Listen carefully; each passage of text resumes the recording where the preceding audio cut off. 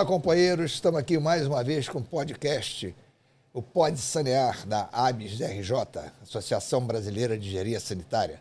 Hoje, com a ilustre presença do Dr. Francis Bogassian aqui conosco, abrilhantando essa tarde. Tarde, noite, dia, vai abrilhantar todos os dias, todas as horas que aparecer. Dr. Francis é com certeza uma pessoa que tem inúmeros depoimentos aí pela sua trajetória, por todo esse passado, trabalhando com associações, com a iniciativa privada, com a esfera pública, e toda uma experiência passando por dentro dessas empresas, dentro dessas entidades, como presidente, como conselheiro. Eu não vou nem dizer por onde ele passou, que é tanta coisa, que eu vou deixar por conta dele. Dá a ideia do que você achou aí, o que você tirou com essa experiência, o que você pode dizer para os nossos associados. Nós estamos aqui falando para os associados da ABS, estamos falando também para uma série de pessoas que entram no processo, entram através do YouTube, de outros sites, Instagram e mais alguns, e fica toda uma expectativa. Sempre que a gente traz aqui pessoas do seu nível, do seu porte, eu só tenho a te agradecer pela presença, por dispor aí de alguns momentos para brilhantar mais uma vez aqui o podcast conosco. Fique à vontade. Eu queria começar primeiro agradecendo o honroso convite. Eu acho que o termo prestigioso aí é por conta do seu coração, que é grande. Mas eu pelo menos me dedico aí às causas, né? Eu sou engenheiro civil, né? Eu sou filho de imigrante armênio, né?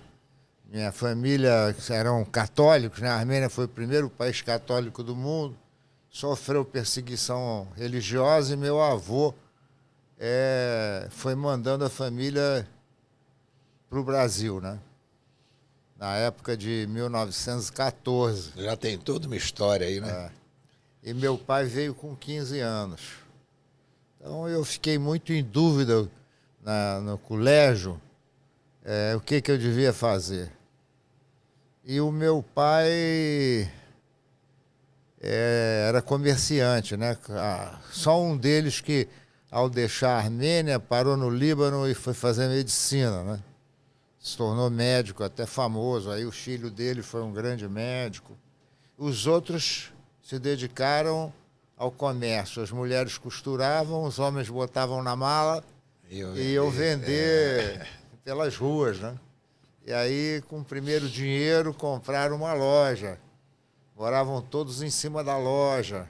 A loja era do grupo. Depois ficou a loja para o mais velho, foram atendendo de acordo com a idade, né? Sempre o trabalho conjunto.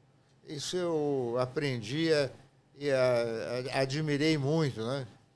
Admirei muito. Meu pai tinha essa diretriz, né? Uma vez ele quis vender a casa onde nós morávamos e eu aí casei depois de muitos anos dizendo que não ia casar, acabei casando. E antes de casar mesmo, minha mulher decidiu passar uma lua de mel antes do casamento. Aí saímos fora do Brasil e o cara queria comprar, tinha oferecido 1.000 unidades de dinheiro, não me lembro o valor, né? Mas papai queria 1.100. Ou papai queria 1.000 e ele queria 900. Eu viajei e fiquei umas semanas fora do Brasil. No dia que eu voltei, chega-se de madrugada, vai para casa, toma um banho e fui para o trabalho. Toca o telefone, era o homem. Falou, eu estou lhe procurando, ninguém dá informação, só diz que o senhor não está. Eu topei. Aí eu falei, o negócio topou como? Eu pago os 1.000. Aí eu disse, então tá fechado, falei para ele. Aí eu liguei para ele, então eu tô chegando de viagem, amanhã a gente se encontra, marquei lá um horário. Aí liguei pro papai correndo, papai, vendemos o apartamento, vendemos o terreno, onde é a nossa casa. Aí ele, por quanto? Eu falei, aquele dinheiro que o senhor queria, 1.000, o cara tomou 1.000, não está valendo 1.100. Aí eu disse, papai, não tem problema, eu fechei de boca. Ele disse, não interessa, se você fechou, de boca é mais importante do que assinado no papel. Você pode marcar com ele, vamos vender. E vendemos a casa pelo terreno ali em Ipanema, na antiga, chamava-se Rua Montenegro, né? Montenegro. Agora mudou de nome, agora não, há muitos anos. E aí vendemos a casa. Ele me ensinou isso, a consideração, né? Você assumir um compromisso, não está que está assinado no papel. Meu pai também me ensinou isso. É verdade. E ele uma vez vendeu um terreno que ele tinha, ele era comprador de terreno. Conforme ia ganhando dinheiro, ele imobilizava, né? E comprou um terreno na Bartolomeu Mitre, onde hoje é junto e antes do batalhão, onde tem um supermercado grande, né? Sei. Zona Sul, se Zona não me engano. Sul. E ele vendeu aquele imóvel, e aí, quando ele recebeu, ele disse: eu vou na casa do tio Davi, que era o mais velho, já tinha morrido. Eu marquei com tia Olga, que era a viúva do irmão mais velho dele. O que o senhor vai fazer lá com ela? Não, eu vou dar a ela 50% do valor que eu apurei, porque quem me ajudou a comprar esse terreno foi ele. Ele me deu metade do dinheiro quando ele era vivo. E eu estou devendo a ele. Ela não sabe de nada. Eu vou dar essa boa notícia a ela.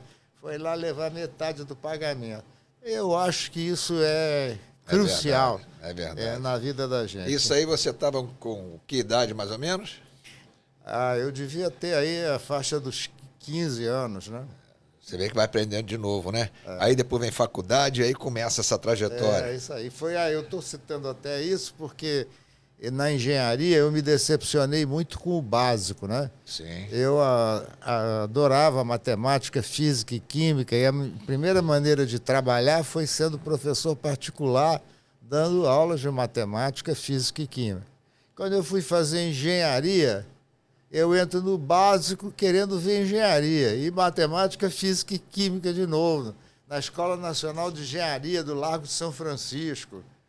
Eu fiquei extremamente decepcionado. Primeiro ano, chega no segundo ano, nada, não tinha disciplina nenhuma, nem noções de engenharia. Aí no fim do segundo ano, eu fui a 3 exames finais. Não compareci, decidi que ia largar, não compareci o exame final. E aí eu fui para a segunda época, né? Tirar 0, vai para a segunda época. Eu não compareci a segunda época que tinha. Aí fui para a dependência. E com 3 dependências você não repete o ano, né? Eu comuniquei ao meu pai, larguei a engenharia, vim trabalhar aqui com o senhor na loja. Ele disse: de jeito nenhum, você me convenceu a importância da engenharia para o Brasil. Eu sou armênio, quero ver o meu filho. Eu mudei de ideia, porque para o país, eu como brasileiro, naquele tempo chamava-se nacionalizado, naturalizado, chamava-se nacionalizado. Estou nacionalizado brasileiro. Eu quero ver o meu filho trabalhando, então, em engenharia. E você vai voltar. Pai, eu vou perder um ano, que eu não posso levar mais de 2 dependências. Então, ao invés de me formar em 65, em 64, eu me formei em 65. E fui para o 3º ano e lá conheci o professor Barata. Estava iniciando a geotecnia, a mecânica dos solos, né? Era a grande novidade. E aí o Barata tinha se licenciado para fazer o seu exame de geotecnia, né? Era sobre fundações diretas. E aí o professor Barata já me encantou, me ligando nas férias do 3º para o 4º ano, dizendo: olha, eu vou dar aula agora no ano que vem, e diz que você é representante de turma, conhece todo mundo. A dona Terezinha, que era a secretária, né? A secretária mudava de ano com você. Sim. Então a dona Terezinha disse que você é a chave. Vamos marcar um encontro na biblioteca. E você vai me contando quem é, cada aluno, como é que eles são, porque o professor, o professor não tem só que ensinar. o aluno. Ele tem que ser uma espécie de um segundo pai, um tio para o aluno. Aí eu disse, pô, eu achei aquilo de porra, eu estou me reencontrando. Então eu me apaixonei pela engenharia. Eu teria cometido o maior erro da minha vida, como a gente vai contar aí, se for o caso, como é que eu fui me envolvendo com engenharia. Eu me apaixonei pela engenharia. Só pela tua passagem por essas associações, das empresas de engenharia, clube de engenharia, enfim, de tudo isso, já mostra a paixão que você teve em estar sempre trabalhando com a engenharia, né? É verdade. Até hoje. Até hoje. Hoje estou presidindo o clube de engenharia. Exatamente, como presidente do clube clube de engenharia. Pela terceira vez, esse é meu terceiro mandato. É isso que eu estava esperando para afirmar, porque eu não disse inicialmente, estou Francis Bogossian, hoje, atualmente, presidente do Clube de Engenharia do Estado do Rio de Janeiro. Isso.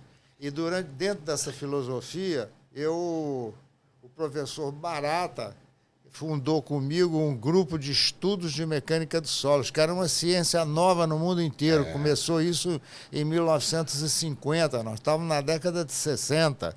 Era novo. E um dos grandes líderes no Brasil, um deles, eram 3 caras, era o professor Milton Vargas, de São Paulo, o professor Vitor de Mello, também de São Paulo, e o professor Antônio José da Costa Nunes, dono da Tecnosolos, então, era o grande AIS, e participava dos congressos internacionais, das reuniões, etc., e havia sido meu professor catedrático de física no Largo de São Francisco.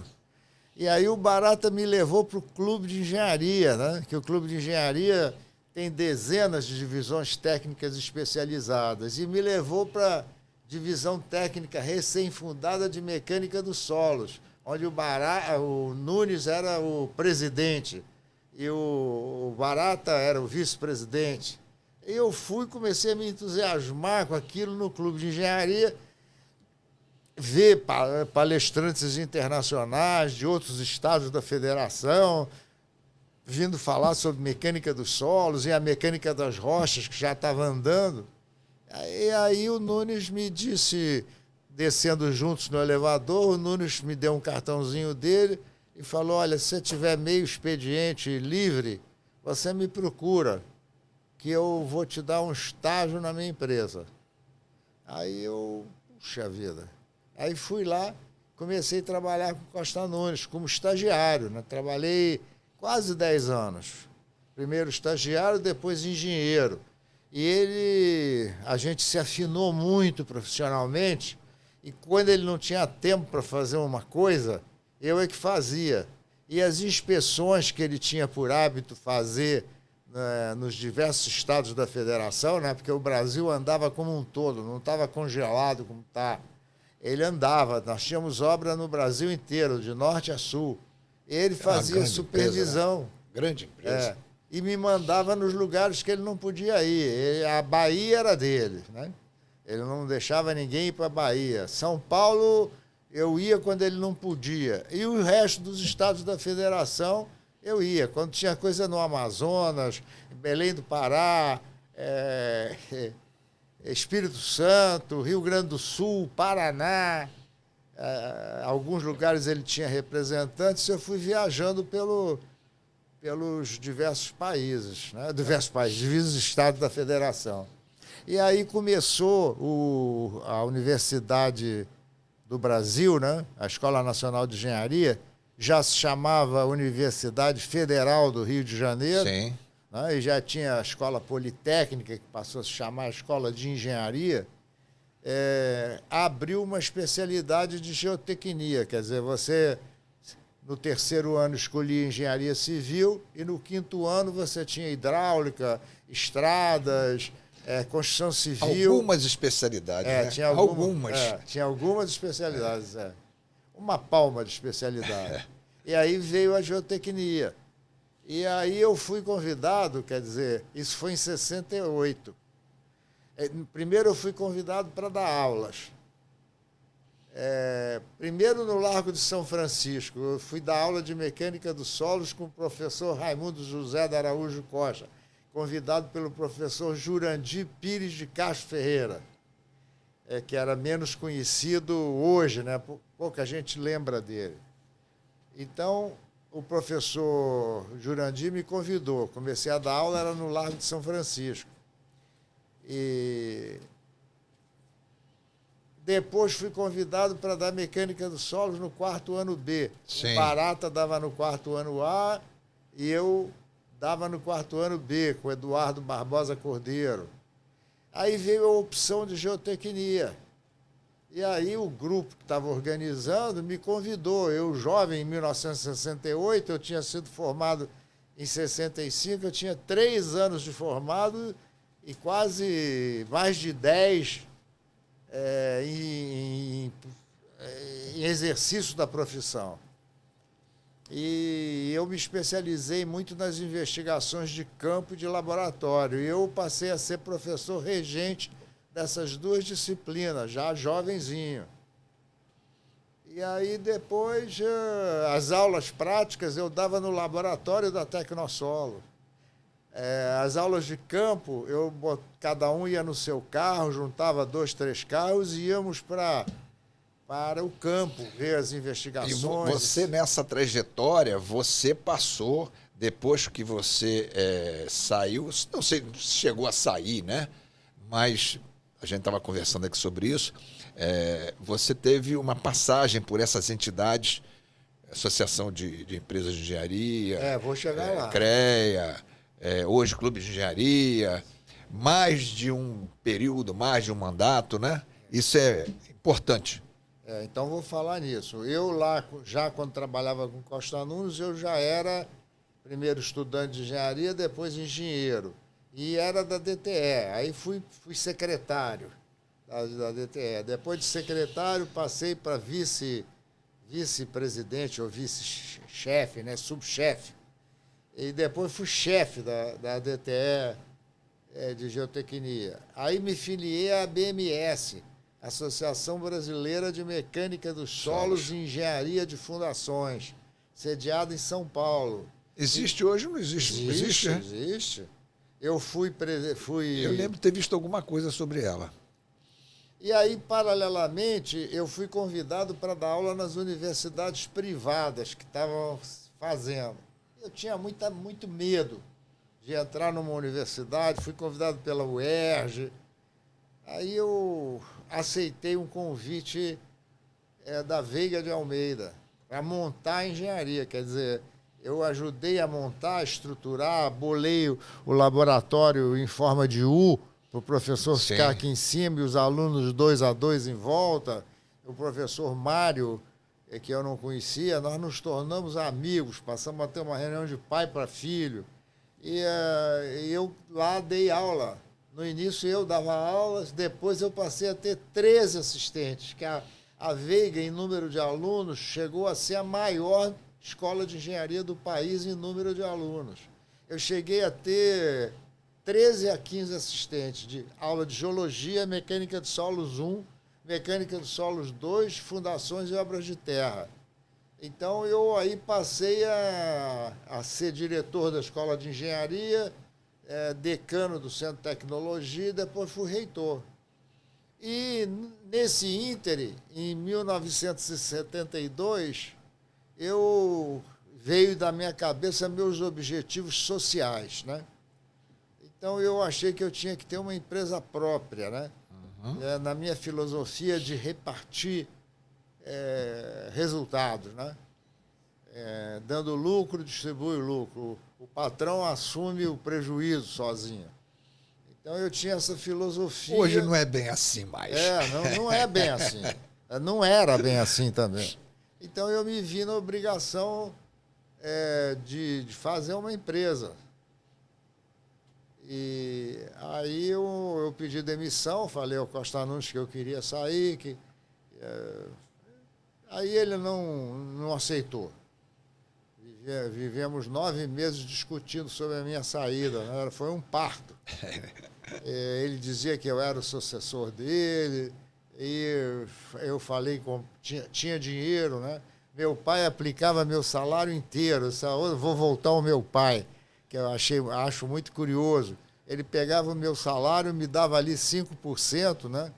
para eu namorar, levar a namorada para jantar fora. Mas isso é sinal também que o salário era bom. Com 5% conseguia fazer essas coisas? Não era bom. Esse era um dos motivos de ter a minha própria empresa também. Também, né? É dar melhores salários. Aí eu comecei a discutir com ele isso, aí ele me vendeu ações. E o meu advogado perguntou, se ele te comprar ações, desculpe, não é vender ações, comprar ações. Aí o meu advogado, João Maurício de Araújo Pinho, dizia, mas, poxa, se ele acha que você é sucessor dele, ele devia te dar ações. Não, ele não vai dar ação, mas ele devia dar desconto, uma ação de R$1, Sim. Devia vender por 80, 75, 90 que seja, mas te dá um desconto. Você tá jogando dinheiro num saco. 30% de ações não vale em comando da ação, nem a sucessão dele. Ele disse que eu vou comprando aos poucos mais ações à medida que ele for se aposentando. E eu fiquei deslumbrado com essa hipótese do Nunes me chamar para suceder ele na empresa dele, né? Aí eu não vou me alongar nisso, né? Depois desses 9 meses, um belo dia eu reestruturei a minha saída com esses engenheiros e saí. Aí eu vi que os clientes que me procuravam eram clientes meus. Pessoas que queriam lidar comigo, querendo saber em que firma que eu estava trabalhando. Aí, e as minhas equipes, todo mundo falou, abre uma firma sua.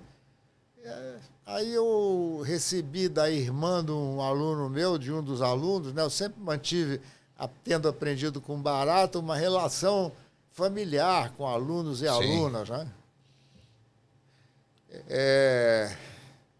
Imitando o Barata, né? Os dois foram 2 cernes da minha vida de engenheiro, 2 raízes do meu crescimento. Então, eu recebi um cartão dela de Natal, de aniversário, e tinha uma frase no cartão de Gustave Courtois, um pensador francês, que dizia, construir um grupo não é só crescer com o outro, é abdicar de si em prol do bem comum. Eu falei, mas é isso que eu penso. A gente, quando constrói o grupo, um ajuda o outro em prol do bem comum. Isso. Não é esmagar o outro, não é botar o outro para trabalhar como escravo seu. Aí abri a minha empresa. Vai fazer agora, em junho, 53 anos. Maravilha, né? Então, sobrevivendo, né? Porque eu não sou homem de esquema, né? Então, eu continuo com uma empresa média. Porque primeiro era uma empresa especializada em mecânica dos solos e mecânica das rochas. Eu cheguei a ter 1.000 empregados. Aí abri o leque, quando o Brasil deu a primeira estancada, na década de 80. Eu comecei a não ter serviço. Passei de 1.000 empregados para menos de 1.000, cerca de 1.900 e tal empregados, eu passei a ter 90 e tal empregados. O pessoal tendo que mandar embora, não tinha condição de sustentar. Loucura. Tinha um laboratório altamente especializado, com equipamentos importados, equipamentos copiados. Tive cuidado de desenvolver a indústria de fabricação de equipamentos, copiando o equipamento, fazendo no Brasil equipamentos melhores do que você compra nos Estados Unidos e na Inglaterra, fundamentalmente. Aí eu fundei a empresa e passei com esse esquema de participação no resultado. Deu lucro, tem participação. Os diretores participam e os diretores definem nos seus departamentos quem é que vai receber o que eu chamo de 14º salário, 15º, 16º salário. Então... É o que hoje chamam de PL, né? Participação de lucro, é isso. E agora eu levei 3... Aí, bom, antes disso eu Bom, eu já passei lá para frente, né? Porque daqui a pouco termina o tempo. Não, eu quero abordar uns assuntos aqui tem ainda. muita coisa para falar ainda, estou na empresa. Não, você está na empresa, mas aí você entrou pelas entidades de classe, além de outras experiências, né? Isso aí. Então, eu queria que você chegasse no clube de engenharia, que eu queria entrar na engenharia aqui. Praticava engenharia. No meu tempo, eu dividia da seguinte maneira. Eu era engenheiro, praticante, notadamente em geotecnia. No Rio de Janeiro e no Brasil afora. A minha empresa também sempre trabalhou no Brasil todo. E continuei dando aulas. As minhas aulas eu concentrava nas sextas-feiras. Eu dava aula no 5º ano, sexta, de 7 ao meio-dia. No 4º ano, de 1 às 5. E de 6h15 em diante, dava aula na Veiga de Almeida. Aí, por mais que se goste, também vai para o sacrifício, né? Vai para o sacrifício. Mas era um prazer. Eu chegava em casa de noite, era uma satisfação. Mas e às vezes a gente se realiza. Viajava domingo de noite para estar de manhã cedo lá em Curitiba, sei lá onde fosse. E às vezes chegava no meio do ano e viajava para lá. Então eu fui engenheiro e depois fiz a minha empresa e fui empresário. Né? É outra coisa, né? Você tem que saber arrancar dinheiro. Eu nunca atrasei pagamento. Eu já apanhei dinheiro de banco até hoje, né? E também de cara que faz empréstimo, como é que chama? Você pega um... É o banqueiro. Não. Quando o banco você já tem um limite. Sim. Você extrapolou o limite, você procura um... Esse que você paga os juros antes. Você pega, ele te dá 1.000 dinheiros. Sim. Aí os juros é de 30, você deixa ele te dar só 70, 700 do 1.000. Aí depois você paga lá Vai pagar os 1.000 e mais como alguma é que coisa. chama? Faltou essa palavra agora. Eu também não. Está me faltando aqui. De dinheiro. Ele está se lembrando. Bom, enfim. É quase que um agiota. Agiota. Então eu saía atrás de agiota, fazia o que tinha que fazer, só não roubava, né? Mas nunca deixei. Mas hoje atrasar. O mercado financeiro já oficializou essa figura. É. Então já existem alguns nomes, em geral o nome que vem do inglês, de pessoas que fazem esse trabalho. É verdade. Aí e sempre nessa minha vida eu reservei um espaço para as entidades. Sim. Começou o Clube de Engenharia com a DTE de Mecânica dos Solos e de Construção Civil, que eu me dediquei, e também a ABMS São Paulo. Eu vim a ser presidente da ABMS. E eu consegui, quando presidente, realizar a primeira vez no Brasil um congresso internacional de mecânica do solo. Sim. A cada 4 anos já num lugar. E o Brasil conseguiu realizar o congresso em 1989. 1989 e até hoje, Congresso Brasileiro, Congresso Internacional, desculpe, Sim. de Geotecnia na área geral da Sociedade Internacional, foi só aquele, na minha gestão. E depois eu fui eleito vice-presidente da Sociedade Internacional, com sede em Londres. Então eu sempre arrumo um tempinho para me dedicar você sempre à associação. esteve envolvido, isso a gente sabe. E quando eu abri o leque da minha empresa de geotecnia, além da ABMS, que era uma entidade técnica, né, uma associação técnica com sede no IPT de São Paulo, eu também fui presidente da AERJ. Sim. A associação chamava-se de Empreiteiros do Estado do Rio de Janeiro. Ah, é? Quando eu assumi, eu mantive a sigla AERJ. Em vez de Associação de Empreiteiros do Estado do Rio de Janeiro, eu mudei o nome da razão social para Associação de Empresas de Engenharia do Rio de Janeiro. Usei os dois S para empresas mais característicos. de engenharia. Eu acho que é mais característico. Você pode também ter associado empresas de estudos, de projetos também. E fui presidente dessa entidade por mais de 30 anos. Porque sempre um diretor ou um presidente era de uma das empresas associadas. Eu mudei o estatuto e sugeri que esse presidente fosse um homem contratado com salário, sem vínculo com nenhuma empresa. E o presidente empresarial seria presidente do conselho consultivo, não de administração. Aí eu passei a presidente executivo para presidente do conselho consultivo. Os nossos amigos estão vendo a riqueza, né, que você tem em toda essa trajetória, em toda essa passagem como professor, como empresário, como ligado às entidades também não governamentais, né, que é muito importante. Você hoje preside o Clube de Engenharia. Né? Hoje eu saí da ERJ, pedi demissão, pedi o vice-presidente, ele assumiria. Passou pelo CREA algumas vezes. Eu sempre fui conselheiro. E Sim. Quando eu era vice-presidente pela segunda vez, o presidente se licenciou para concorrer à reeleição e eu, como primeiro vice, estatutariamente assumi. Sim. Seria por 3 meses. Aí veio o coronavírus. E aí as eleições foram adiadas para o fim do ano. Então eu fiquei 9 meses no exercício da presidência do CREA do Rio de Janeiro. E hoje... Então, eu exerci a presidência do CREA.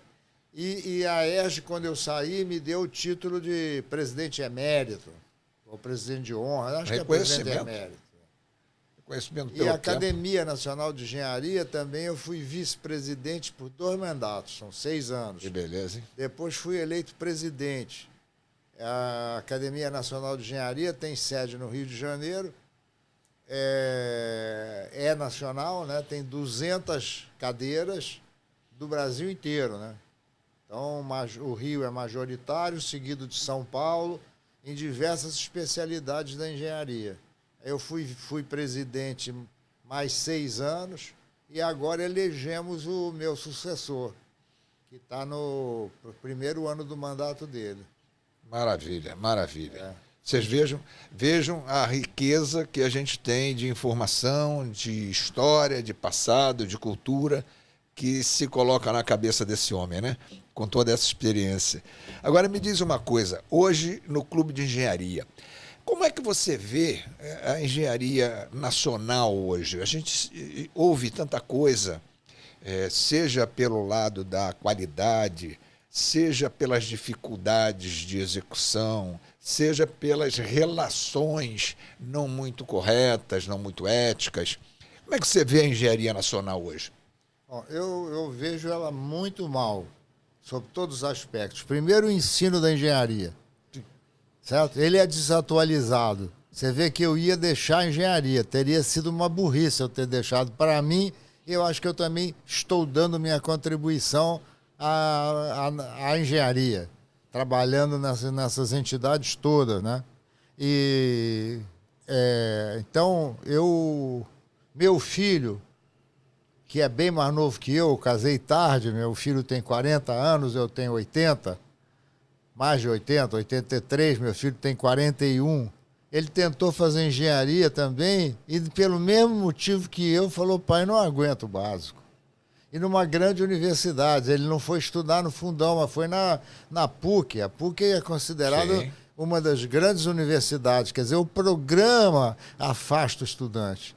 Eu, quando fui presidente do Clube de Engenharia há 15 anos atrás, esse é o meu 3º mandato, eu inventei o tal do café por presidente, café com o presidente, convidando os alunos do básico, rogando a eles que não deixassem a engenharia por causa do básico, que o básico ia passar e eles iam mergulhar na engenharia dentro das suas especialidades.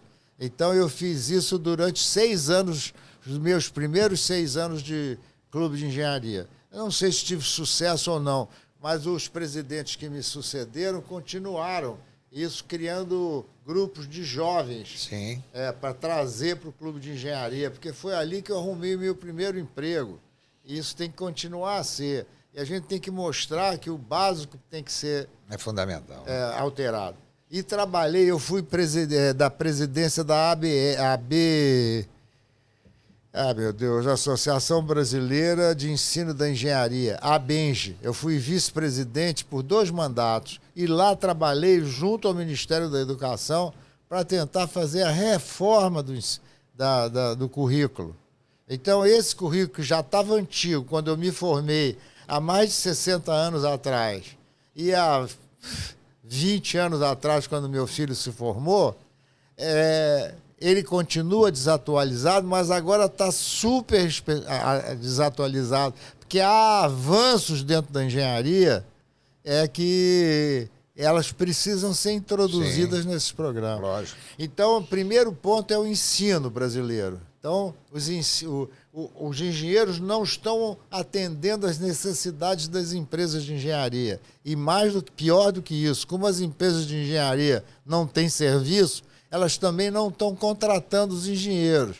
O cara estuda 5 anos, depois não arruma emprego. E acontece o que está acontecendo hoje, que a gente está vendo aí, a redução categórica de uma escala violentíssima. Nós estamos hoje quase que 50% do número que nós tínhamos há 5, 6 anos atrás.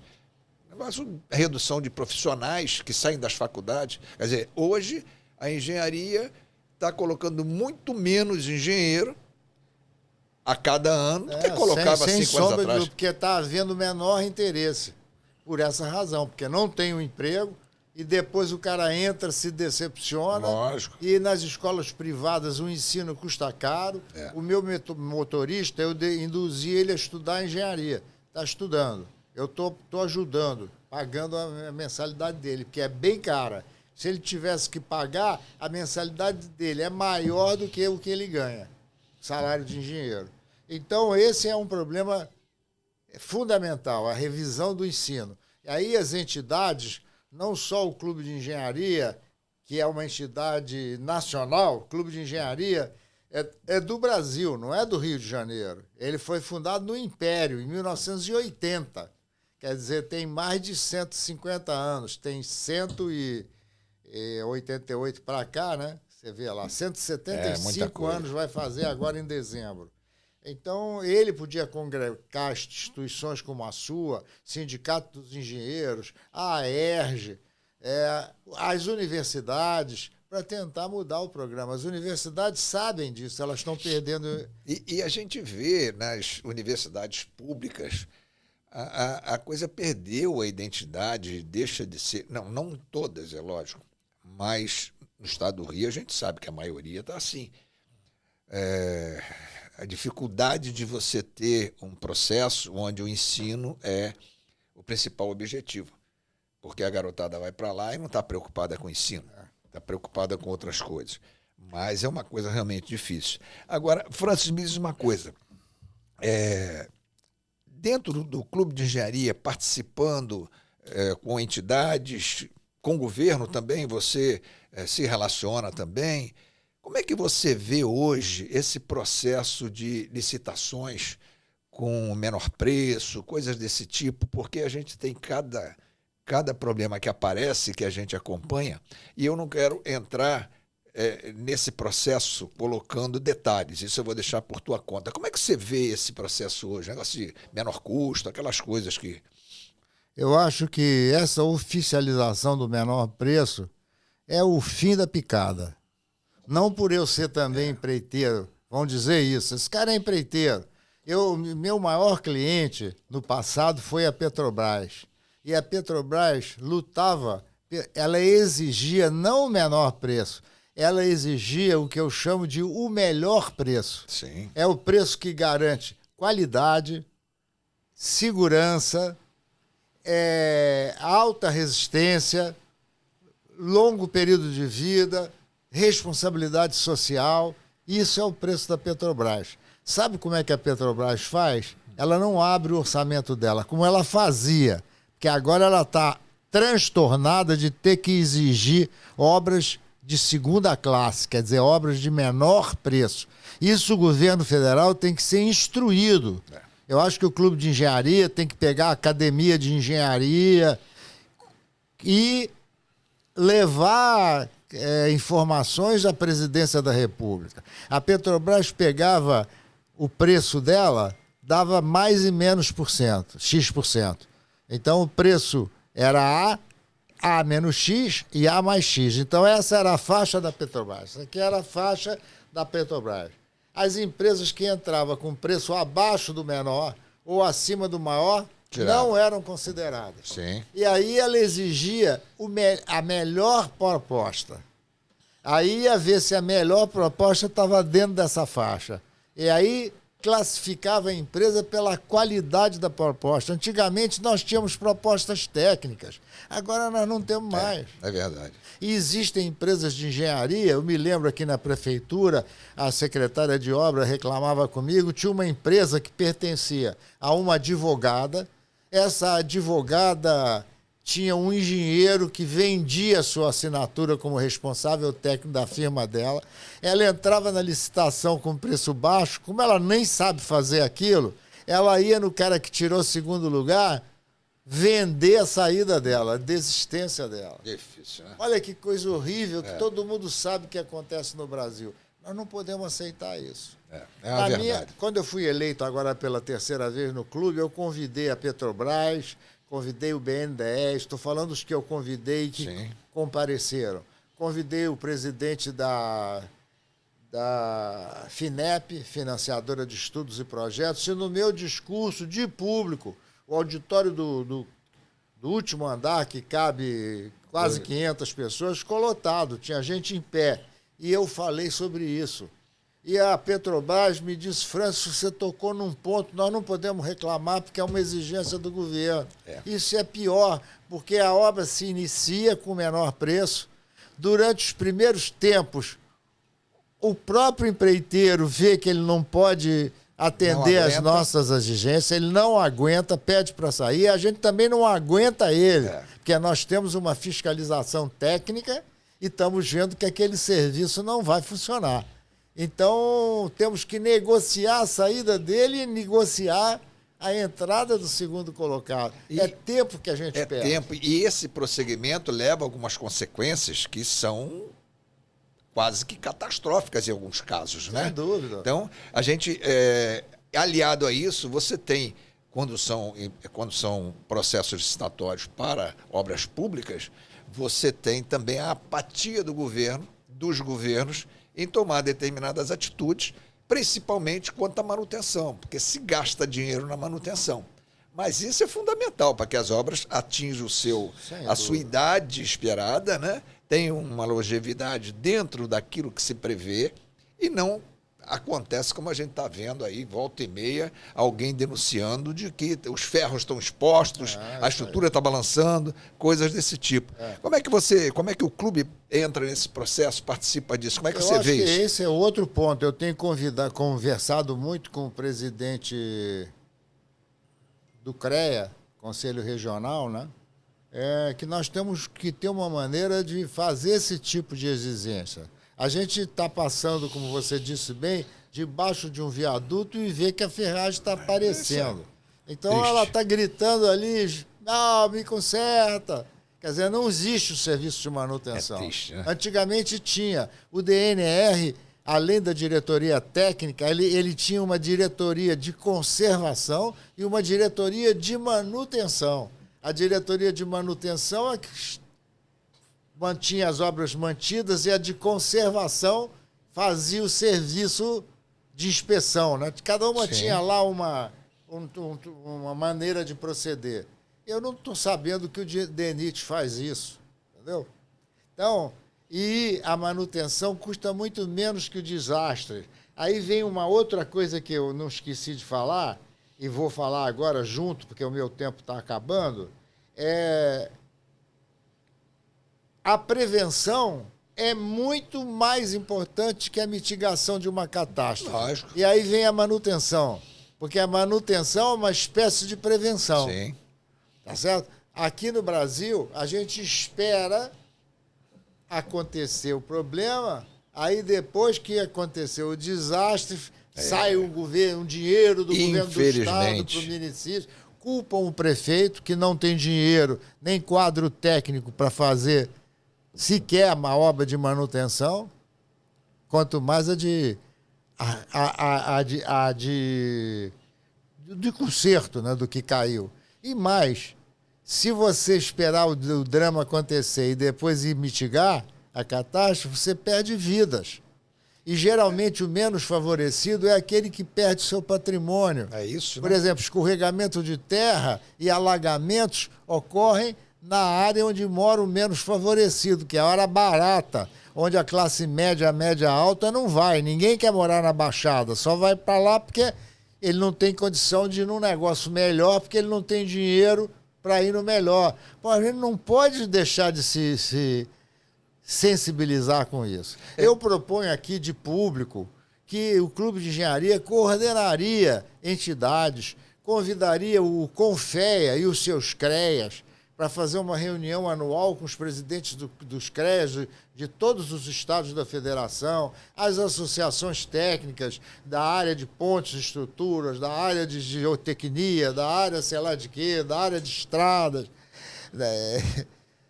da predial, sei lá, todas as áreas que não podem prescindir de engenharia, como a vossa, se reunirem e a gente sair atrás disso, preparar um documento, encaminhar educadamente a presidência da República, o secretário de... O Conselho, ele tem uma linha, né? O CREA tem uma linha, o Clube de Engenharia também tem uma linha, mas no final essas linhas tendem para o mesmo caminho, que é a soberania da engenharia como uma especialidade que procura grandes soluções, melhorar a qualidade de vida da população. E eu vejo que as duas entidades caminham mais ou menos na mesma linha. Então, eu acho que esse trabalho tem que acontecer, porque o que a gente vê hoje é triste. Realmente eu fico preocupado porque você tocou no ponto das catástrofes decorrentes de situações climáticas, né? Chuvas e coisas desse tipo, desmoronamentos, alagamentos. Você não vê os governos diminuírem as áreas que são, em geral, povoadas de forma inadequada. É verdade. Você vê um projeto específico, de repente, que é para fazer um negócio. Nós estamos com um projeto na Rocinha que eu ouço falar há 20 anos. Eu mesmo trabalhei em cima de projeto de urbanização para melhorar as condições da Rocinha. Estou falando de Rocinha como de outras comunidades que a gente vê aí. Mas você não vê. Os governos não querem saber disso para uma solução. Vou dar essa solução, mas vai levar 5 anos, vai acabar depois do meu governo. E o Rio de Janeiro tem uma entidade que já fez isso, é uma exceção, a GeoRio. Sim. A GeoRio é considerada uma das melhores, se não é a melhor, é a segunda melhor do mundo. Eu tenho essa informação. Então, esse serviço de prevenção de catástrofes, a GeoRio faz. Então, hoje a gente tem, na área urbana do Rio de Janeiro, um menor número de acidentes. Outra coisa que é importante, antes que meu tempo se encerre, nós não podemos, uma nação não pode viver sem o desenvolvimento, certo? Quer dizer, não há nação que possa prescindir do desenvolvimento. O desenvolvimento é fundamental.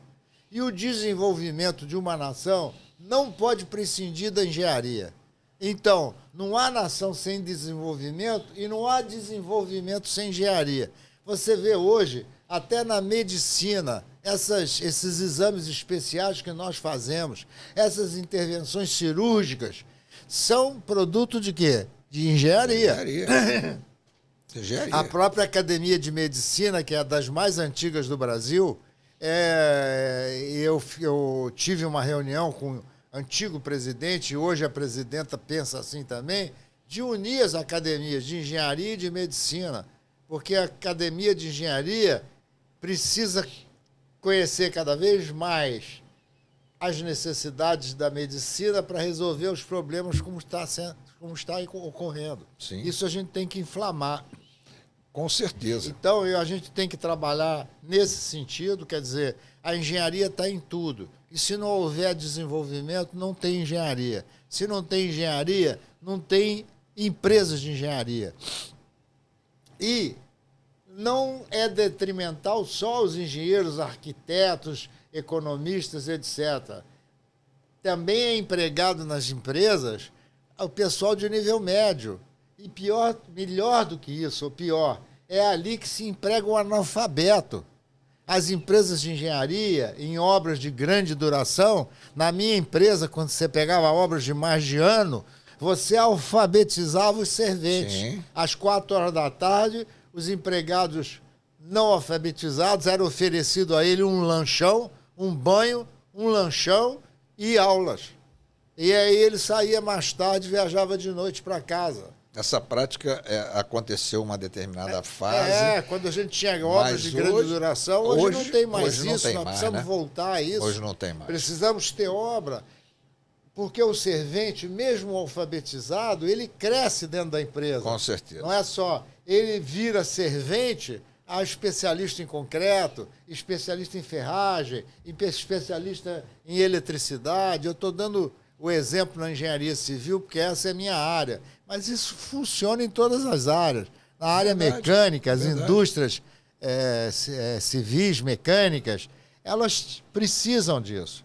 Então, eu acho que a gente precisa trabalhar em torno disso, levando em conta o assunto de prevenção versus manutenção, ver o problema de manutenção. Até nós, na nossa casa, a gente espera o chuveiro quebrar e a gente ficar sem banho para consertar o chuveiro. Ninguém faz serviço de prevenção do sistema elétrico hidráulico. Espera haver um problema na eletricidade, a sua casa ficar apagada para você chamar um eletricista. Pelo amor de Deus. É isso. Eu acho que a gente tem que trabalhar nesse sentido. Aquela cortina de vidro que hoje você bota na varanda para fechar tudo, o pessoal não vai lá botar um lubrificante, não vai tirar uma sujeira, não vai, só quando trava.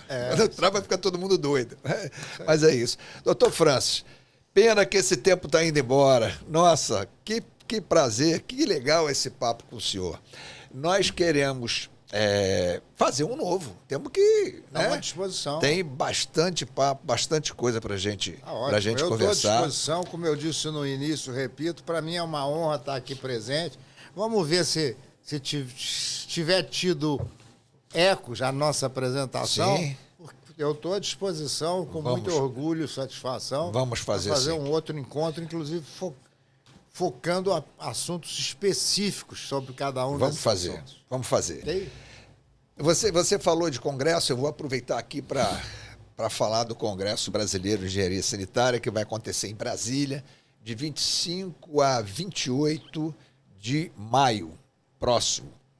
Ou seja, nós vamos para o 33º Congresso Brasileiro, que é um dos maiores, tido como um dos maiores congressos do país, né, de engenharia. Então, estão todos convidados, fiquem atentos, procurem entrar no site da ABS, verifiquem as condições, tem lá bastante informações para que a presença seja maçante, que a presença seja máxima para poder cada vez mais abrilhantar a engenharia e, no nosso caso, a engenharia sanitária e ambiental. Doutor Francis, por favor, fique à vontade, eu agradeço a sua presença, fico triste aqui porque a gente não esgotou mais assuntos que tinha para esgotar, mas, como a gente disse, vamos fazer um novo papo. Fique à vontade para fazer as suas despedidas e mais alguma coisa que o senhor queira colocar. Bom, para começar sobre o evento, sobre o congresso, o Clube de Engenharia está à disposição. É legal. Só mandar, não precisa nem mandar para mim, mas pode mandar para mim, mas automaticamente essa é uma obrigação e uma satisfação do clube em divulgar sem ônus de qualquer espécie, da maneira que achar pertinente. Eu só tenho a reiterar o que eu já disse aqui, né, e dizer que o Clube de Engenharia como entidade está à disposição. Eu acho que a união não é suficiente, a gente precisa da unidade. Unidade é diferente de união, é muito mais. Você tem que burilar tudo em vista desse caminho. Não adianta você discutir, levar horas e meses e anos discutindo se você toma a direita e depois vira a esquerda, ou toma a esquerda e depois vira a direita. A gente tem que acordar com unidade o caminho a seguir. E em busca disso, a gente deve unir todas as entidades com esse espírito construtivo de unidade. Legal, doutor Francis, obrigado. Foi um grande prazer tê-lo aqui. Obrigado a todos. Aguardamos os comentários, aguardamos as sugestões e fiquem com Deus. Um grande abraço.